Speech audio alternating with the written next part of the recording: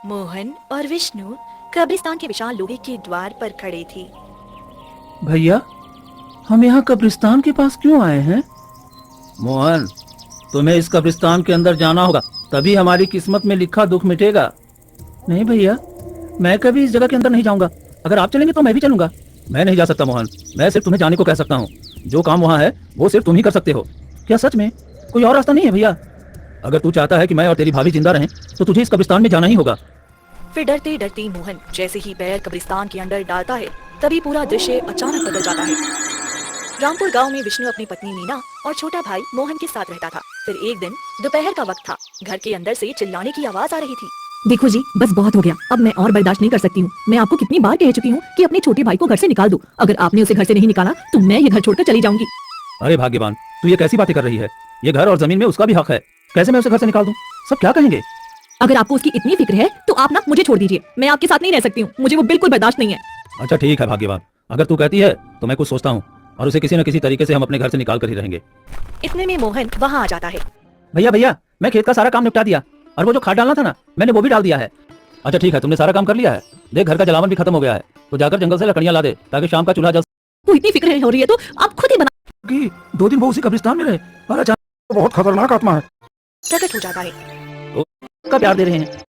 सब्जी खत्म है और खरीदने के पैसे भी नहीं है। दिल में जाता है। क्या बात कर रहे थे? उसे कल सुबह क्यों बुला रहे हो? तुम हमेशा चाहती थी ना कि मोहन को खुद से दूर कर दूं, उसे घर से निकाल दूं, तो मैं सब तैयारी कर चुका हूँ। कल के बाद वो कभी हमारे आसपास नहीं भटकेगा। क्या सच में ऐसा करने वाले हो? बताओ तो सही। वो गांव वालों से सुना है कि गांव की सीमा पर जो कब्रिस्तान है, वहाँ जो भी कदम रखता है वो 2 दिन में मर जाता है। हम कल मोहन को उसी कब्रिस्तान में भेजेंगे, बस देखते जाओ।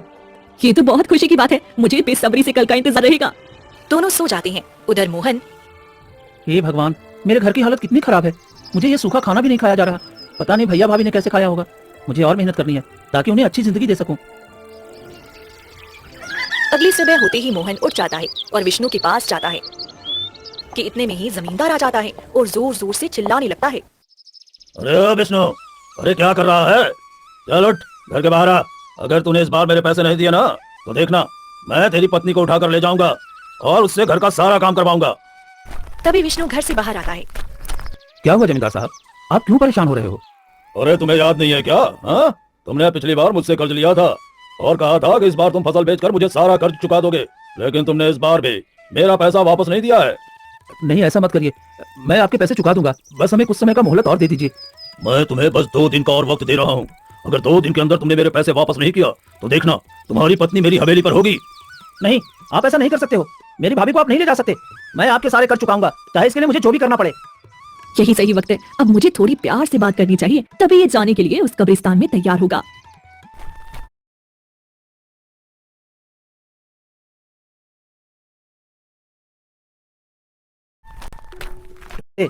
मैं आपके सारे कर चुकाऊंगा, चाहे इसके लिए मुझे जो भी करना पड़े। यही सही वक्त है। अब मुझे थोड़ी प्यार से बात करनी चाहिए, तभी ये जाने के लिए उस कब्रिस्तान में तैयार होगा।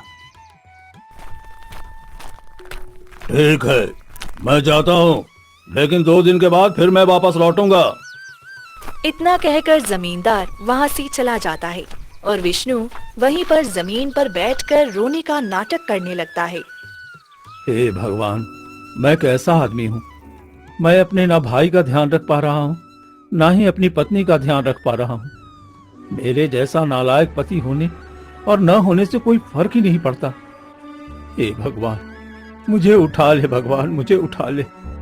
नहीं भैया, ये आप कैसी बातें कर रहे हैं? आपको कुछ नहीं होगा, मैं वो सारा पैसा चुका दूंगा। 2 दिन में हम वो पैसे कैसे चुकाएंगे? मुझे बचा लो मोहन, मैं जमींदार के साथ नहीं जाना चाहती हूँ। मुझे नहीं जाना है, मेरी रक्षा करो। मैं क्या करूं भैया? अगर कोई उपाय है तो बताइए, मैं वो करने के लिए तैयार हूँ। भाई, मुझे एक चीज का पता चला है। हमारे गांव के सरहद पर जो कब्रिस्तान है ना, उसी के नीचे एक कब्र होगा। उसी के नीचे ढेर सारा खजाना छुपाया गया है। हमारे राजा ने अपना खजाना सुरक्षित रखने के लिए उस कब्रिस्तान में छुपाया है। मुझे ये पता चला एक गुप्तचर से। अगर तू किसी तरह से उस खजाने को ले आता है तो हमारी ये सारी मुश्किलें दूर हो जाएंगी। हम जमींदार का पैसा भी दे देंगे, हमारी पत्नी भी बच जाएगी और हमारी ये सारी गरीबी भी दूर हो जाएगी। लेकिन मैं क्या करूं? मैं चाह कर भी नहीं जा सकता। अगर मैं गया तो सभी को शक हो जाएगा और मुझे इसकी कड़ी सजा मिल जाएगी। अगर तू गया तो मैं ये बात किसी को नहीं बताऊंगा और फिर हमारी सारी परेशानियां दूर हो जाएंगी। हाँ मोहन, अब हमारी उम्मीद सिर्फ तुमसे ही है। अगर तुम नहीं गए तो पता नहीं हमारे साथ क्या होगा। तुम मेरे बेटे जैसे हो, अपनी माँ की रक्षा के लिए इतना तो कर ही सकते हो। भाभी, मैं आपको और भैया को कुछ नहीं होने दूंगा। मैं जरूर जाऊंगा। इतना कहकर मोहन वहाँ से निकल पड़ता है। तभी विष्णु और मीना जोर जोर से हंसने लगते हैं। देखा मीना मेरी चाल? मैंने ही जमींदार को धमकी देने के लिए कहा था। इसके बदले में जमींदार को पूरे 1000 रुपए दिए हैं। अब देखो मेरा काम कितना आसान हो गया। आपने इतने बड़े जमींदार को यह नाटक करने के लिए मना कैसे लिया? अरे तू नहीं जानती, जमींदार मेरा बहुत अच्छा दोस्त है। अरे हम दोनों बचपन के लंगोटिया यार हैं, तो ये मेरे लिए तो इतना कर ही सकता था। अब देखो ना, न चाहकर भी उस कब्रिस्तान के पास मोहन जरूर जाएगा और फिर हमेशा हमेशा के लिए हमें उससे छुटकारा मिल जाएगा। मान गए जी आपके शैतानी दिमाग को। मैंने तो सोचा था कहीं सच में आपने जमींदार से कर्ज लिया होगा, इस वजह से वो ऐसा कर रहा है। नहीं, मैं कर्ज भला क्यों लूंगा? अरे हमारे पास इतनी जमीन है, घर है, फसल होती है। अब ये सारी जमीन, ये सारा घर और जितना माँ का जेवर है ना, वो सब अब तुम्हारा है। अब तो तुम खुश हो ना? हाँ? हाँ हाँ जी, क्यों नहीं, खुश रहूंगी। भला इतना खुशी का तोहफा आपने मुझे दिया है, मैं खुश क्यों नहीं रहूंगी। दोनों जोर जोर से हंसने लगती हैं। वही मोहन चलते चलते कब्रिस्तान के द्वार पर पहुंचता है। अच्छा, तो यही कब्रिस्तान है। अब मुझे वो खजाना ढूंढना होगा। लेकिन ये कब्रिस्तान इतना सुनसान कैसे लग रहा है? जैसे कोई यहाँ बैठकर रो रहा हो, पर कोई नजर नहीं पड़ रहा है। अरे उससे मुझे क्या, मुझे तो बस खजाना लेना है। मोहन अपने पाँव कब्रिस्तान में रखता है। तभी तेज आंधी और तूफान चलने लगता है और सामने एक पेड़ के नीचे एक सफेद कपड़ों में बैठी लड़की फूट फूट कर रो रही होती है। अरे ये कब्रिस्तान में एक लड़की क्यों रो रही है? वो भी इतनी शाम को कब्रिस्तान में रो रही है। जरूर कोई बात है, मुझे जाकर पूछना चाहिए। मोहन उसके पास जाता है।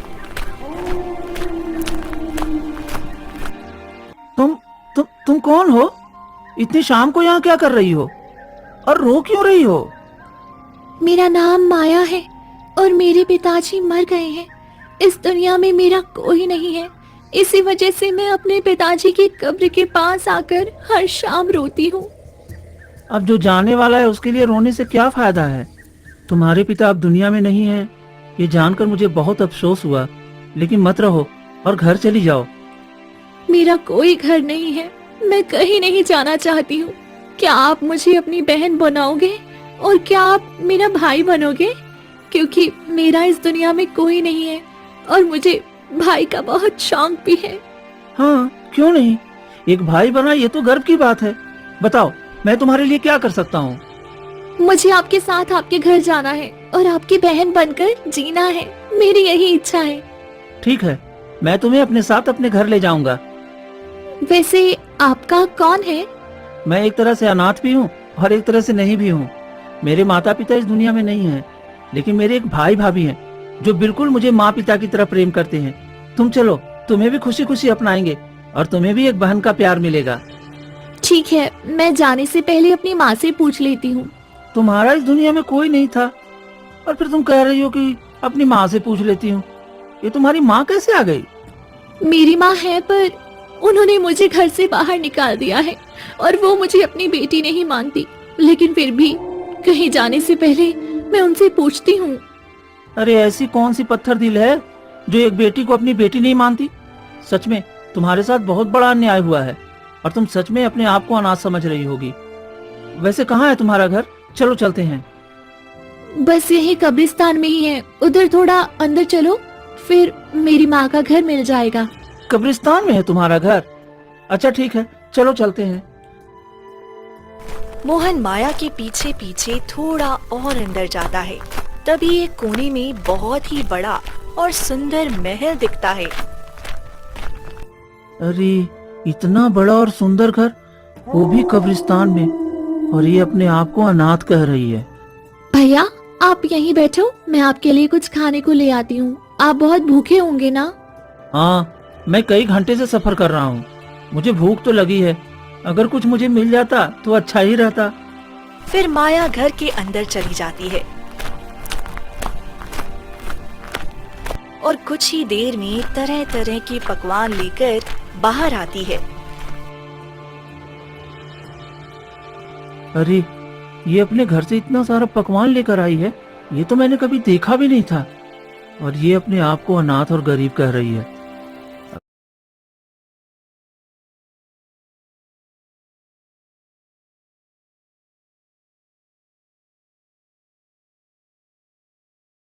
अगर इसकी माँ से नफरत करती तो इतना सारा पकवान घर में लाकर कैसे दे सकती है? जरूर मुझसे कुछ छिपा रही है, मुझे इसका पता करना होगा। भैया आप यहाँ थोड़ी देर बैठी है, मैं अपना कुछ सामान लेकर आ जाती हूँ, क्योंकि मैं ऐसे खाली हाथ तो नहीं जा सकती ना आपके साथ। फिर कुछ ही देर में एक औरत वहाँ आती है। तुम कौन हो? मेरा नाम रेखा है बेटा, और ये मेरी बेटी है। ये मुझसे बहुत नफरत करती है, इसी वजह से ये खुद को अनाथ कहकर तुम्हारे साथ जाने के लिए तैयार हो रही है। मैंने तुम दोनों की बातें सुन ली थी। क्या ये आपकी बेटी है? और फिर भी इस तरह से ये अनाथ क्यों कह रही है कि ये अनाथ है, इसका दुनिया में कोई नहीं है? और आप अपनी बेटी को भला घर से कैसे निकाल सकते हो, वो भी रात के समय में? नहीं, मैंने इसे घर से बाहर नहीं निकाला, ये बस मुझसे नफरत करती है। ये अपने पिता की मौत का जिम्मेदार मुझे समझती है, इसी वजह से ये मेरे साथ रहना नहीं चाहती और यहाँ से जाना चाहती है। पर मैं क्या कर सकती हूँ, इसमें मेरी क्या गलती है? तो ये तो बहुत ही गलत हुआ है, उसे बहुत बड़ी गलतफहमी हुई है, उसे तो आपको दूर करना चाहिए। मैं चाहकर भी उसकी गलतफहमी कभी दूर नहीं कर सकती। उसे बचपन से ही एक भाई बहुत पसंद था और वो अपना भाई पाना चाहती थी, लेकिन मैं उसकी ये इच्छा पूरी नहीं कर पाई। उससे पहले मेरे पति का देहांत हो गया था, इसी वजह से वह मुझसे नफरत करती है कि मैंने उसके पिता को मार दिया और उसे एक भाई भी नहीं दिया। इसी वजह से वह मेरे साथ रहना नहीं चाहती और बहुत नफरत करती है। बेटा तुम अभी यहीं आराम कर लो, क्योंकि देखो इससे आगे जाओगे तो रात का समय, और रात के समय कब्रिस्तान के बाहर नहीं जाना चाहिए, क्योंकि कब्रिस्तान के अंदर सुरक्षित रहता है और इसके बाहर जाते ही पता नहीं क्या क्या घटना तुम्हारे साथ हो जाएगी। तुम यहीं हमारे ही घर में सो जाओ, सुबह चले जाना। ठीक है, मैं सुबह ही चलूंगा, मैं तब तक यहीं सो जाता हूँ। फिर मोहन सो जाता है। तभी आधी रात को जैसे ही 12 बजते हैं,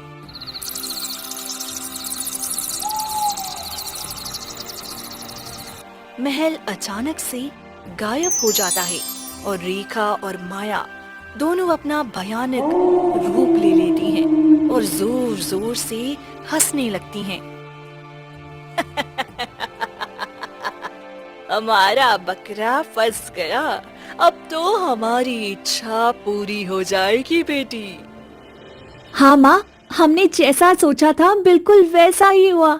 अब इससे हम वो काम करवाएंगे जिसके लिए हमने इसे भ्रमित किया है। अब बताओ माँ, हम क्या कर सकते हैं जिससे कि हम इस कब्रिस्तान में नहीं बल्कि पूरे गांव पर राज कर सकें। गांव में भी हम जाकर अपना खौफ सबके दिलों में जगा सकें। चिंता मत करो बेटी, वो दिन भी अब नजदीक है। मैंने एक अघोरी से कहते सुना था कि गांव के पंडित के पास एक ऐसी काली शक्ति का किताब है, अगर वो किताब हमें मिल जाए तो हम सर्वशक्तिशाली हो जाएंगे और फिर हम जहाँ चाहें वहाँ जा सकते हैं। तब तो ठीक है, फिर सुबह होते ही हम इसे उस पंडित के पास भेजेंगे। चलो अब हम आराम करते हैं, थोड़ी देर बाद सुबह हो जाएगी, फिर हमें इसे अपना नया रूप भी दिखाना है। हाँ बेटी, क्यों नहीं। फिर गहरे अंधेरे के बाद सुबह होती है और सूरज की पहली किरण निकलते ही फिर से वहाँ पर महल बन जाता है और मोहन की नींद खुल जाती है। माया, अब चलो चलते हैं, क्योंकि मैं जो काम करने आया था वो तो हुआ नहीं। पहले मैं तुम्हें अपने घर छोड़ाता हूँ, उसके बाद मैं अपना काम करूँगा। भैया, मैं आपके साथ जाने के लिए तैयार हूँ, लेकिन उसके लिए आपको मेरा एक छोटा सा काम करना होगा। ठीक है, ऐसा क्या काम है बताओ, मैं करने के लिए तैयार हूँ। इस गांव के पंडित के पास एक किताब है जो कि काले रंग की है। आपको वो किताब लाकर मुझे देनी होगी, फिर मैं आपके साथ चलूंगी।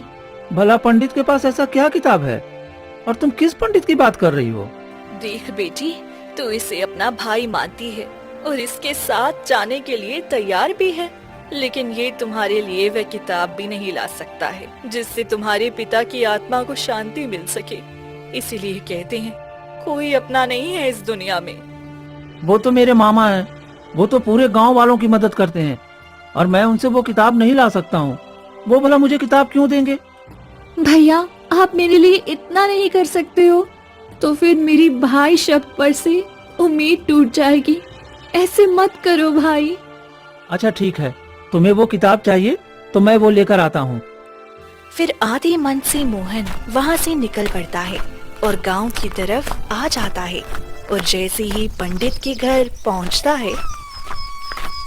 अरे मोहन बेटा, तू यहाँ क्या कर रहा है? और सब बता, तेरा भाई भाभी सब कैसा है? मामा, सब तो बहुत अच्छे हैं, और मुझे आपकी बहुत याद आ रही थी, इसलिए आपके पास आ गया। आप ठीक हो? हाँ, सब ठीक है बेटा। बस इन दिनों गांव में कुछ ज्यादा ही परेशानियां चल रही है, उसी काम में लगा हूँ। मैं आपकी कोई मदद कर दूँ?